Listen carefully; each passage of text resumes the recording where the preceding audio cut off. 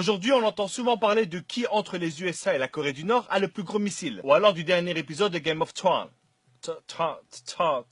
Mais il se passe un truc bien plus important dans le monde, vous l'aurez compris, aujourd'hui on va parler du Congo. Et donc quand je parlerai de Congo, je parle évidemment de la République démocratique du Congo. Le Congo est le deuxième pays le plus riche au monde, et je te jure ce n'est pas une blague, mais malheureusement vu que les Congolais ne bénéficient pas de leurs propres ressources, du coup c'est le deuxième pays le plus pauvre du monde. Aujourd'hui ce qui se passe au Congo c'est complètement la folie. C'est scandaleux mais t'es pas prêt. Je dis aujourd'hui mais ça fait quand même un bon moment que ça dure. Tout ça a commencé avec l'ancien roi de Belgique aka Léopold II et la conférence de Berlin. Et le concept de cette conférence est tellement dingue que j'ai été vérifié pratiquement 100 fois pour être sûr que c'est pas un fait ou une légende. C'était une conférence où il y avait une énorme carte de l'Afrique, plein de pays occidentaux, tu sais, des mecs avec des grandes moustaches et chacun choisissait une partie de l'Afrique. Chacun prenait ce qu'il voulait de ce continent dans le plus grand des calmes airs. Et évidemment sans demander quoi que ce soit aux Africains. Et à ce moment-là, t'as Léopold II qui dit « Bon, personne veut le Congo ?» C'est bon, je le prends. Je sais pas si tu te rends compte, mais à lui tout seul, il a décidé de prendre tout le Congo. Et là, t'es en train de te dire, ah, je comprends. Et donc, le Congo appartenait à la Belgique à ce moment-là. Non! Il était roi des Belges, mais ça n'appartenait pas à la Belgique. Ça appartenait à Léopold lui-même. D'un côté, il avait son boulot de fonctionnaire de roi, et de l'autre, il avait sa petite épicerie de 2 millions de kilomètres carrés. Et c'est exactement à partir de ce moment-là que tout est parti en vrille au Congo. Il a commencé par mettre des entreprises pour prélever le caoutchouc, mais quand il avait besoin de terre qui malheureusement appartenait à d'autres êtres humains, les négociations, elles étaient super simples. Je te donne 3 vélos, une casserole et tu me donnes ta terre. Et évidemment, si la personne d'en face refusait, c'était encore plus simple. Tu me donnes ta terre ou je te prends la vie. Et avec ses explorations, ses exportations, cette envie de richesse, il a à lui seul décimé pratiquement 15 millions de personnes. Ce qui représentait à l'époque quand même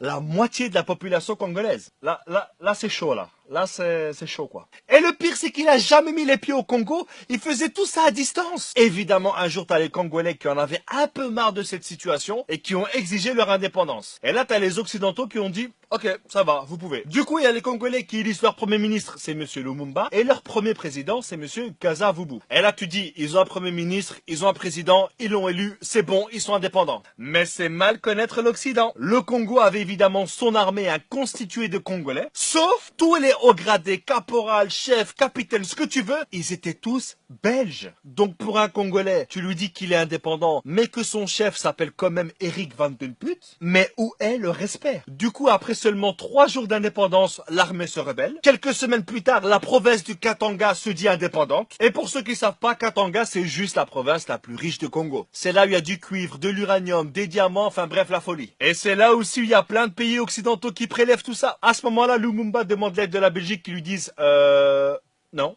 Mais en même temps, les rebelles qui voulaient que Katanga soit indépendante, eux, ils étaient soutenus par la Belgique. Et on se demande bien pourquoi, mais évidemment ceci ça ne nous regarde pas. Donc en gros, leur indépendance, elle a duré max 48 heures. Lumumba, qui n'était pas trop d'accord sur ce qui se passe au Congo, a demandé à la Belgique et à d'autres pays d'arrêter de voler leurs richesses. Et devinez quoi? Il a été tué. Mais ça, on commence à avoir l'habitude. Et l'officier qui a fait ça, il a gardé les dents de Lumumba dans son jardin, histoire de garder des preuves pour dire c'est moi qui l'ai fait. Ensuite, il y a eu Mobutu, et ensuite, il y a Kabila Père, qui, entre parenthèses, lui aussi s'est fait tuer dans des circonstances.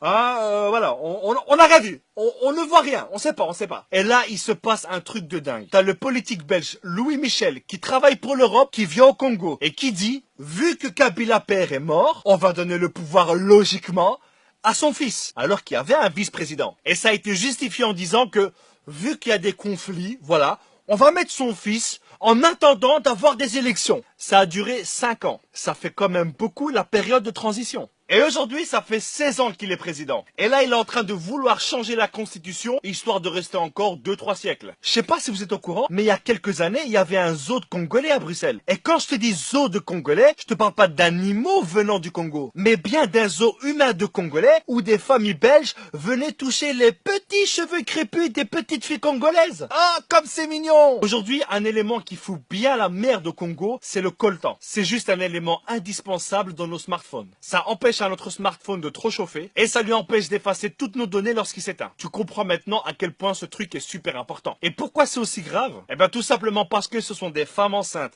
des enfants, des hommes qui sont payés 2 € par jour pour extraire ce précieux minerai. Et il y a des millions de personnes qui meurent à cause de ça. Et tous les fabricants de smartphones, d'ordinateurs, de tablettes utilisent le coltan congolais. Et ce coltan qui pourrait faire vivre tout le Congo est sorti illégalement vers le Rwanda qui le réenterre pour qu'ils puissent dire on est les premiers producteurs de coltan au monde. Quoi? Tu commences à sentir comment elle pue cette histoire? On se demande bien à qui ça doit profiter tout ça. Aujourd'hui, ce magnifique pays qu'est la République démocratique du Congo est gouverné par des États, par des entreprises qui pensent que ce pays est un portefeuille. Et actuellement, il y a un génocide qui a déjà fait plus de 6 millions de morts, perpétué par des rebelles financés par des multinationales pour pouvoir piller le sol congolais. On est tous liés indirectement au Congo par nos smartphones. C'est vrai que cette vidéo ne va rien changer. Et là, il y a plein de personnes qui vont dire mais pourquoi est-ce que tu l'as fait alors? Bah parce que seulement le fait de savoir ce qui se passe là-bas, c'est déjà un pas qu'on fait. Et un petit pas en avant dans ce monde, aussi petit soit-il, c'est quand même le signe qu'on avance. Donc les amis, je vous invite à partager un maximum cette vidéo. Il faut que les gens soient au courant de ce qui se passe là-bas. Que les gens sachent ce qui se passe au Congo aujourd'hui, et d'ailleurs depuis des décennies, et sous l'indifférence générale. Merci à tous, et que Dieu bénisse la République démocratique du Congo. Ciao. Nous avons connu les ironies, les insultes, les coups que nous devions subir matin, midi et soir, parce que nous étions des nègres. Nous avons connu que la loi n'était jamais la même, selon qu'il s'agissait d'un blanc ou d'un noir. Qui oubliera les fusillades, les cachons furent brutalement jetés, ceux qui ne voulaient plus se soumettre au régime d'injustice, d'oppression et d'exploitation.